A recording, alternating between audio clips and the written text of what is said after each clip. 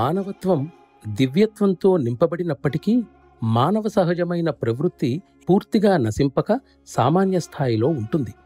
అందువలన దైవంతో అత్యంత సామీప్యతను పొందినప్పటికీ అతడిలో మానవ సహజమైన ప్రవృత్తి ఇంకా మిగిలే ఉంటుంది.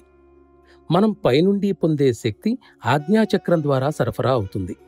ఆజ్ఞాచక్రంపై ధ్యానం చేసేవారు స్థిరమైన స్థితి కాక చంచల స్థితిని అనుభూతి చెందుతారు. నాకు అటువంటి ధ్యానంలో అనుభవం లేనప్పటికీ అది ఆ విధంగా ఉంటుందని నేను భావిస్తాను. సహస్రారంపై ధ్యానం ఆజ్ఞాచక్రంపై చేసే ధ్యానం కన్నా మెరుగు.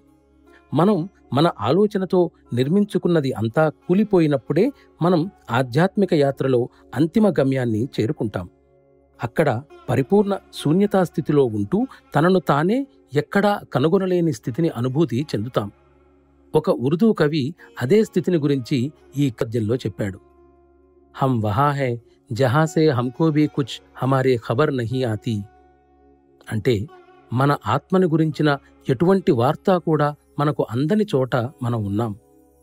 మనం కొంచెం కిందికి దిగి కార్యోన్ముఖులమై ఉన్నప్పుడు ప్రతి అణువులోనూ మనదైన ఆ దివ్య సౌరభాన్ని అనుభవిస్తాం.